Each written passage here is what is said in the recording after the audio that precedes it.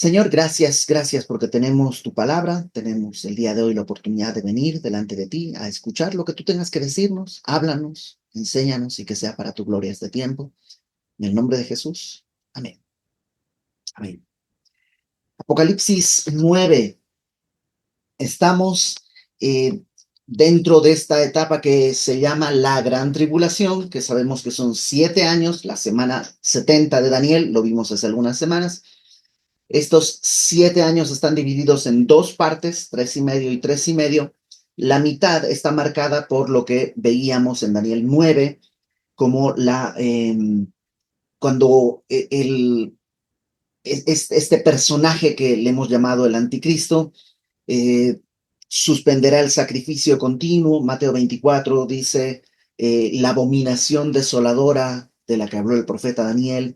Eso está a la mitad, todavía no hemos llegado ahí, estamos todavía en la primera parte, esta primera parte en la que el anticristo parece un hombre medianamente sensato, un hombre atractivo, un hombre simpático, un hombre eh, digamos, inteligente, más adelante veremos, entendido en enigmas y cosas así. Bueno, este hombre que tiene un pacto con el pueblo de Israel por medio del cual al principio de la tribulación se construye el templo y se empieza a efectuar los sacrificios del templo, cosa fundamental dentro de la religión judaica. Y bueno, este hombre está todavía en ese puesto. No ha empezado la persecución contra el pueblo de Israel ni de una manera directa contra la iglesia. Eso lo veremos más adelante. Lo que sí hemos visto son los 7 sellos que se han ido rompiendo. El Señor Jesús va abriendo este libro. Los 7 sellos se van abriendo. El séptimo sello contiene las trompetas. Y de las trompetas vimos las 4 primeras trompetas y hoy nos toca ver la quinta trompeta. Así que vamos al capítulo 9, versículo 1, dice, el quinto ángel tocó la trompeta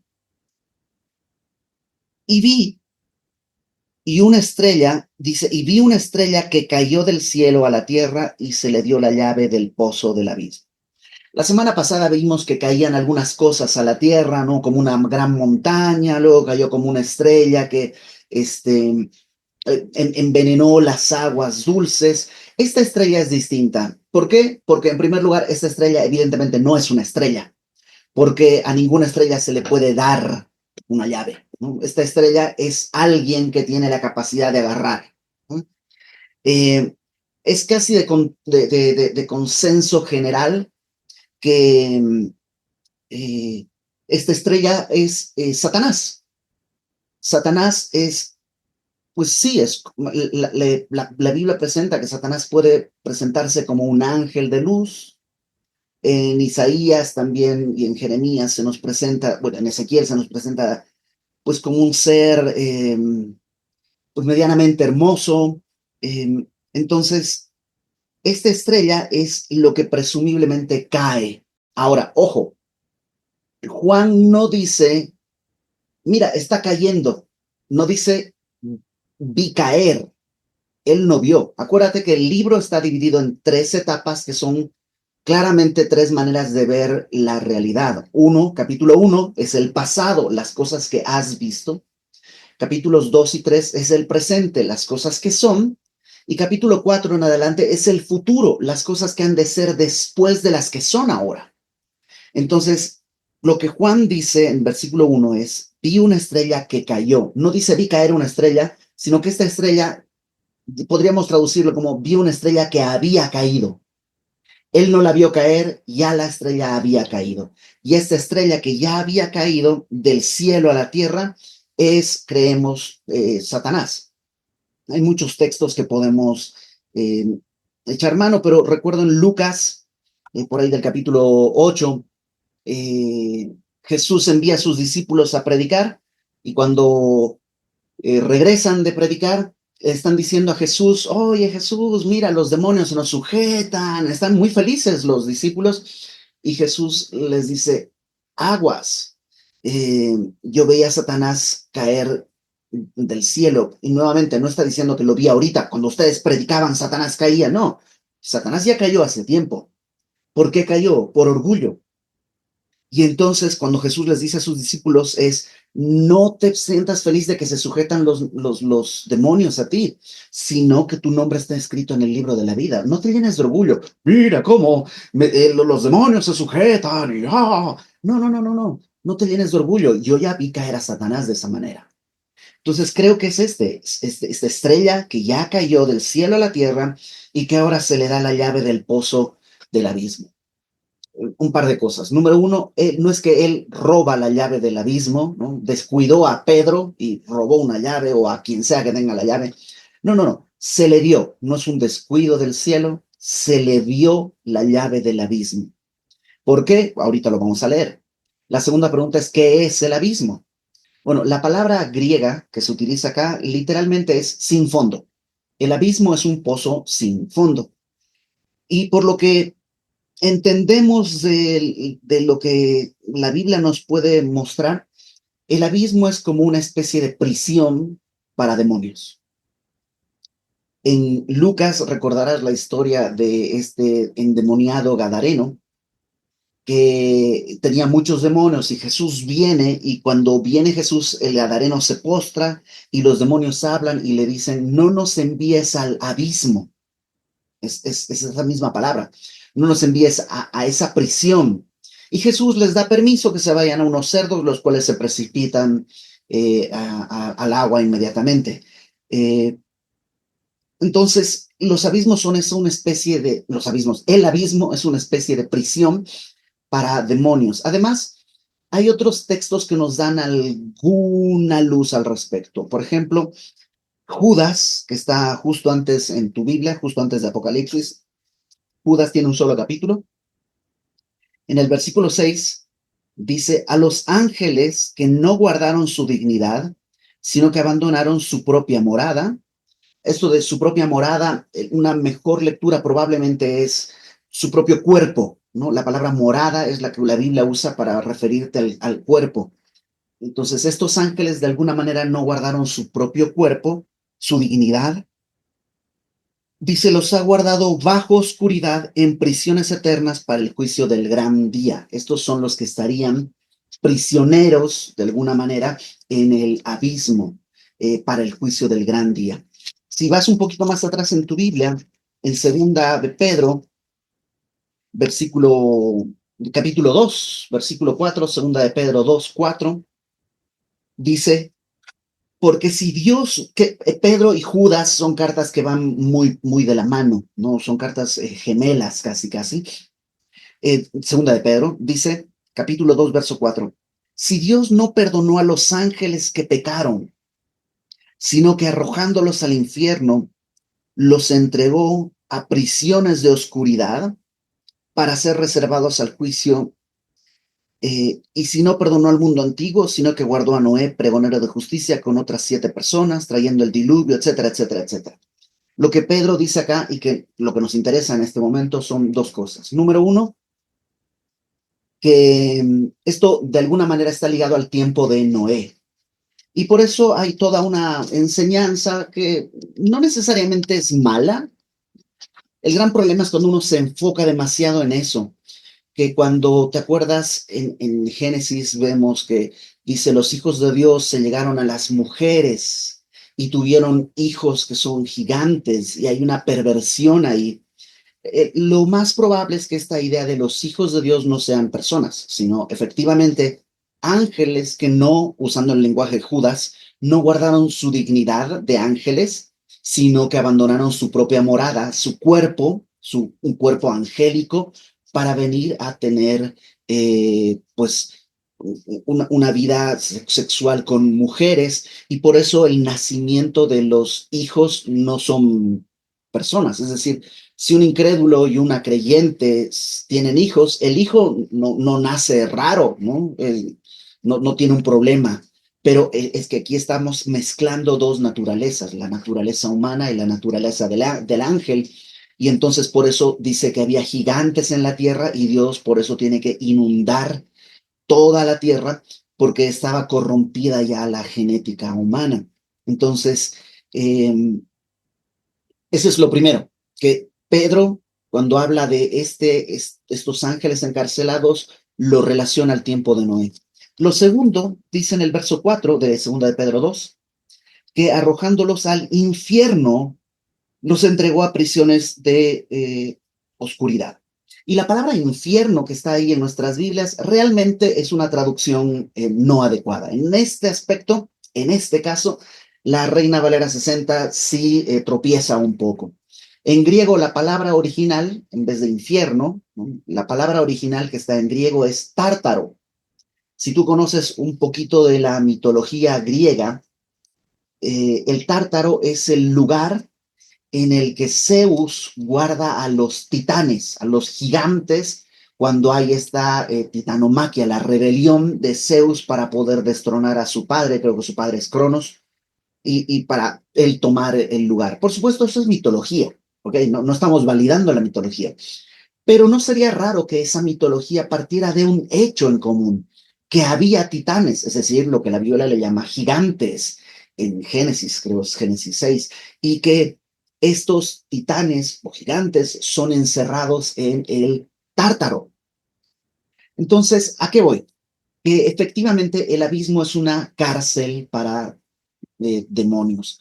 Los que estudian demonología, yo la verdad nunca me he pues me he metido a estudiar demonología de manera particular. Hay personas que lo han hecho de manera piadosa, es decir, no estamos hablando de cazafantasmas y cosas raras, sino de personas que estudian la enseñanza de la Biblia acerca de los demonios, personas que están dentro de su marco de teología, estudian eso y que es un buen estudio, plantean que hay diferentes tipos. No es lo mismo, no sería lo mismo un ángel caído, un demonio. eh, entonces, pues la verdad yo nunca me he metido a estudiar esto, pero de manera general estos seres que son caídos, que son rebeldes a la voluntad de Dios, algunos de ellos, no todos, pero algunos de ellos estaban en el abismo. Dios los encierra en esta prisión que es el abismo, un pozo sin fondo. Y algunos, un poquito más de especulación, esto sí, plantean que el abismo es un pozo sin fondo que estaría en el centro de la Tierra. ¿Por qué? Porque en el centro de la Tierra tú tienes la gravedad, ¿no? Que va de arriba para abajo y de arriba, porque estás parado aquí, esto es arriba para abajo. Y entonces si tú caes hacia adentro de la Tierra, hay un punto en que si sigues cayendo estarías subiendo. Por lo tanto, se voltearía y caerías nuevamente para el otro lado y luego para el otro, y así estarías como en una especie de espiral eterna, en una caída eterna. Puede ser, pero realmente como que no estamos hablando de un lugar físico, porque no está atrapando personas físicas, sino seres espirituales. Bueno, después de haber dicho todo esto, te imaginas, ahora Satanás tiene la llave. Pero ¿por qué Dios le daría la llave a Satanás? Porque lo leímos, están reservados estos seres ahí para el gran juicio. No necesariamente el juicio para ellos, no están guardados para cuando llegue su juicio, sino para cuando llegue el juicio a la tierra. Entonces dice que se le da la llave del pozo del abismo y ahí dice verso 2: abrió el pozo del abismo y subió del pozo como humo de un gran horno y se oscureció el sol y el aire por el humo del pozo. ¿Por dónde va a salir ese humo? No sabemos. ¿Por algún volcán? ¿Por algún lugar? ¿Quién sabe? No tenemos ni idea. Pero salió humo y el humo va a hacer que la tierra se vea como a oscuras, ¿no? Digo, no quiero ofender a nadie, pero un poquito cuando estás saliendo de Querétaro y llegas a Ciudad de México, sí te das cuenta cómo se va oscureciendo, ¿no? Y casi como la entrada a un Mordor, maravilloso, porque Ciudad de México es maravillosa, pero sí tiene es Silvio Rodríguez describe Santiago de Chile eh, como esta ciudad acorralada por símbolos de invierno, ¿no? Y es un poco así, ¿no? Es esa sensación de un cielo encapotado. Bueno, así se va a ver la tierra por este humo que sale, pero eso no es lo peor, porque hasta acá todos los juicios que ha estado desatando Dios, de alguna manera son, permíteme decirlo así, son fenómenos naturales, ¿ok? O sea, ¿pueden caer estrellas a la Tierra? ¿Asteroides? Sí, ¿Puede haber sequía? Sí. ¿Puede haber guerras? Sí. ¿Puede haber hambre? Sí. O sea, puede haber todo esto. Hasta ahora, todo, aún el más necio, podría tener la razón, entre comillas, y decir, son fenómenos naturales. Pero esto ya no es un fenómeno natural. Porque lo que sucede es, verso 3, del humo salieron langostas sobre la tierra y se les dio poder como tienen poder los escorpiones de la tierra. Salieron langostas, literales, son la langosta, no pienses en las langostas de mar que se comen con mantequilla, sino como chapulines. Entonces, ¿son chapulines literales? Yo creo que no, porque para empezar, las langostas no viven en el abismo, es decir, las langostas viven en donde viven, donde hay sembradíos y comen y todo. Estos, por lo que se alcanza a ver, si salen del abismo, deben ser algún tipo de demonio materializado en forma de una langosta medio rara, pero son como demonios. Dice el verso 3 que tienen poder como los escorpiones de la tierra, es decir, pueden picar de alguna manera, pueden lastimar.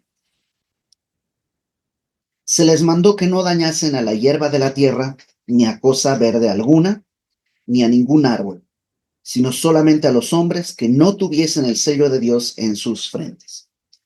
Eh, por esto tampoco creo que sean langostas literales, porque las langostas sí comen lo verde, es decir, de eso es lo que hacen, comen cosas, pues, plantas y así. Estas no van a comer eso. Entonces, para empezar, no comerían lo verde, la hierba. Y número dos, son inteligentes porque pueden distinguir quién tiene el sello y quién no, porque no se les da permiso de atacar a los que tienen el sello. ¿Qué sello? Algunos piensan que estamos hablando de los 144,000 que fueron sellados. ¿Te acuerdas que Dios selló 144,000? Estos 144,000 estarían protegidos de estas langostas. Otros piensan que no son solo ellos, sino que de alguna manera todo creyente está sellado. Nosotros estaremos en el cielo, pero los que han creído en la gran tribulación también serían sellados por el Espíritu Santo y por tanto a ellos tampoco les picarían estas langostas. Puede que sí, puede que no. Realmente pues habría que estar ahí para hacer un diagnóstico y realmente yo no tengo ningún tipo de interés en observarlo e investigarlo. Prefiero quedarme con la duda. Entonces, verso 5. Les fue dado no que los matasen, sino que los atormentasen 5 meses.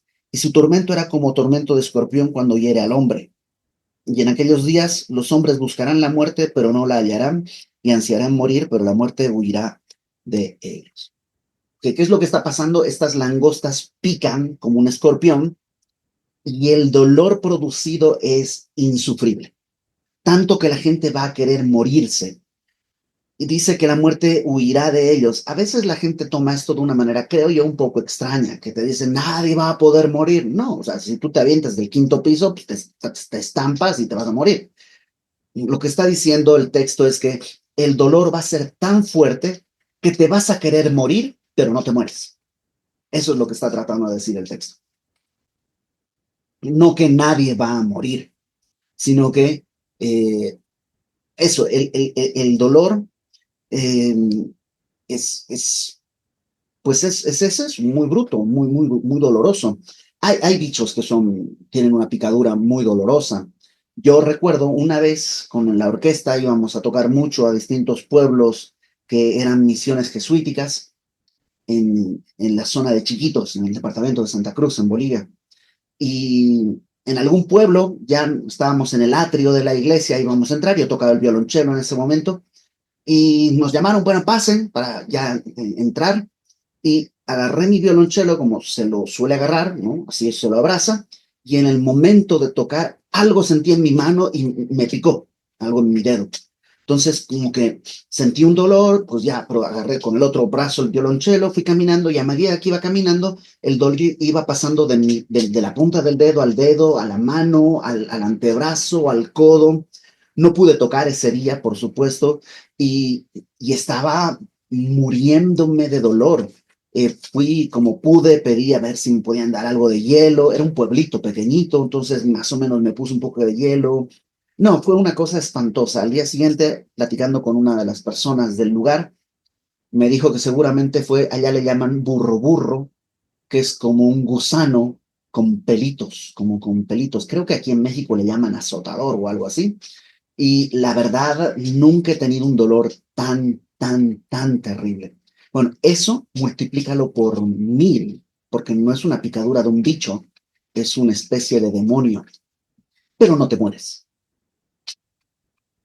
Verso 7. Aquí nos describe un poquito más quiénes son estos demonios, estos bichos que están ahí, ¿no? El aspecto de las langostas era semejante a caballos preparados para la guerra. Ah, una cosa más.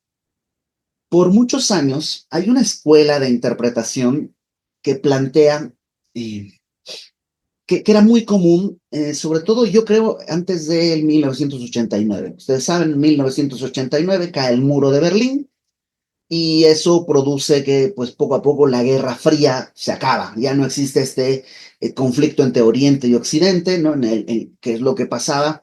Que pues a nosotros que vivimos de este lado, las películas, las series, todas nos venían con que los buenos, el bueno es MacGyver y los malos son los rusos, siempre, ¿no? Los buenos son los gringos, los malos son los rusos. Y todo se define en términos de guerra, porque había una guerra, entre comillas, la Guerra Fría en todo el mundo. El mundo estaba así de polarizado. Bueno, yo creo bajo toda esa perspectiva se interpretaban como que Juan vino al futuro o vio el futuro y cuando vio el futuro, vio helicópteros y no supo cómo describir, ¿no? ¿Qué serán estas cosas? Y entonces Juan dice, son como langostas. Y lo que leemos acá, según esta corriente que te digo, ya no se usa mucho, gracias a Dios, pero fue muy popular y si tú ves películas y documentales de la época, de los 80s, 70s, 60s, todos te van a decir, Juan viajó al futuro y vio helicópteros y te muestran los helicópteros de Vietnam y así, como, como esto. Y si tú lo lees con, digamos, poca cautela, chance te puede decir, porque mira, cómo los describe. Eran semejantes a caballos preparados para la guerra. En las cabezas tenían como coronas de oro, las hélices, ¿no? De un helicóptero. Sus caras eran como caras humanas. En Vietnam los helicópteros se pintaban con unas sonrisas así como grotescas. Tenían cabello como cabello de mujer, sus dientes eran como de leones, ¿no? Tenían corazas como de hierro, el ruido de sus alas era como estruendo de muchos caballos, de caballos corriendo a la batalla, ¿no? Cuando arranca el helicóptero, siempre escuchas el que suena como caballos. eh, Tenían colas como de escorpiones y a la hélice que está atrás, ¿no? Dando vueltas.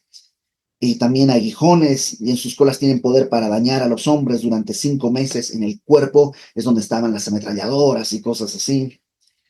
Total, en muchos años se hizo esa interpretación que Juan había llegado, ¿no? A, al siglo XX, había visto helicópteros y como eso muchas otras, ¿no? Cosas que vimos la semana pasada, te decía que se pensaban que eran una guerra nuclear, que el agua se contamina por la contaminación, pues, de la radiación y cosas así. Yo creo que, pues, Dios le hubiera dicho, se llama helicóptero, tú ponle así, o no sé. Eh, yo creo que hay una cosa mucho más sencilla que es creer lo que Dios dice y que Dios dijo lo que quiso decir y quiso decir lo que dijo. Y por todo el contexto, lo que yo entiendo es que estos son demonios, que no tienen la forma que tú piensas de un demonio, rojito, con cuernos y no, que estos demonios son así, como langostas que tienen como coronas, que tienen caras como humanas, que tienen cabello, que tienen estos ruidos y que tienen aguijones y que dice al final en el verso 10, en sus colas tenían poder para dañar a los hombres durante 5 meses. Es decir, este dolor, esta picadura no va a ser eterna. Son 5 meses que duele, 5 meses de dolor profundo y ya va a pasar. Y en eso lo que vemos es la gracia de Dios. Porque Dios aún en este tiempo está limitando el juicio, dándole a las personas oportunidad para que se arrepientan, a causa de todo lo que está sucediendo. Verso 11. Tienen por rey sobre ellos al ángel del abismo, cuyo nombre en hebreo es Abadón, en griego Apolión y en español Destructor. ¿Quién es este? Yo creo que el rey de estos es Satanás. Satanás no es el rey del abismo. Él ni tenía la llave. Satanás va a ser un prisionero más en el infierno. Pero sí puede ser el rey de estos demonios, que es destructor, que es Abadón o Apolión. Verso 12. El primer ay pasó. ¿Te acuerdas que te decía que el quinto sello, el sexto sello y el séptimo sello se llaman ayes? El quinto sello es el primer ay, el sexto sello es el segundo ay y el séptimo sello es el tercer ay. Entonces dice, el primer ay pasó y aquí vienen aún dos ayes después de esto. O sea, aguas, no hemos visto todo, no ha terminado y lo que viene será mucho peor. Ok, ¿qué tenemos para nosotros en esta porción? Número uno, creo yo, la gracia de Dios. Esa gracia que a nivel global se está retratando en este texto, se retrata de manera individual a nuestra vida. A menudo tú y yo caminamos y caminamos mal. Y a veces con conciencia de que caminamos mal, pero como no pasa nada, seguimos. Y como no hay consecuencias, pareciera que a Dios no le importa o Dios no se da cuenta. Y Dios en su misericordia puede empezar a mandar, permíteme decirlo así, langostas. Eso es lo que leemos en Joel. Lee el libro de Joel, está en la página de Semilla Querétaro, un estudio sobre todo el libro de Joel, pero hay unas langostas en el libro de Joel. Igual, las langostas puede que sean literales, que arrasaban los campos de aquella época, pero también está hablando de algo espiritual. Y Dios manda algo que destroza nuestra vida, que destruye todo lo que tenemos, destruye todo lo que es decir, eh, pareciera que Dios nos quiere destruir, pero es su misericordia. ¿Cuántos de nosotros no vinimos a la gracia de Dios a partir de una vida destruida? Yo mismo, el tiempo en el que verdaderamente agarré la onda fue un tiempo terrible. Fue un tiempo espantoso de soledad, de angustia, de llanto constante, de una sensación de abandono, un tiempo muy, muy, muy difícil, pero fue el tiempo en el que verdaderamente aprendí a buscar a Dios en la Biblia. Entonces, sí, las langostas se comieron todo, pero en Joel también dice que si te arrepientes, dice Joel, Dios va a restaurar lo que comió la langosta en sus distintas etapas. El saltón, el revoltón, o sea, las etapas de la langosta que fueron comiendo todo, dice Dios, yo voy a restaurar. Entonces a veces pensamos, ya es demasiado tarde. No, no es demasiado tarde. Si en su misericordia Dios ha traído langostas para devastar tu vida, más bien dobla tus rodillas, ven al Señor, deja que Dios restaure, deja que Dios restaure. Lo que Dios está buscando en este tiempo, en el Apocalipsis 9, no es destruir el mundo, sino que el mundo pueda entender que necesita un Salvador. Ha hecho un juicio, ¿te acuerdas? Vimos la semana pasada sobre la tierra, sobre el agua, sobre la vegetación, sobre los mares. Dios está tratando, es como está empujando al mundo hacia un punto en el que tenga que decir, sí, Señor, tú eres Dios. Y así pasa en nuestras vidas. Entonces no dejemos que llegue esto hasta el final. Mientras antes frenes, más rápido podrás ser restaurado en la gracia de Dios. Vamos a orar. Señor, gracias porque lo que podemos ver es tu misericordia. Tú podrías devastarnos, torturarnos, lo mereceríamos, pero en tu amor, Señor, tú buscas restaurarnos. Y aunque las pruebas a veces son dolorosas, de tu mano tienen un propósito. No permitas que en nuestra necedad permanezcamos en rebelión, sino que podamos entender lo que está pasando y volver a ti en sabiduría, en amor, en temor, Señor. Todo esto te lo pedimos en el nombre de Jesús. Amén.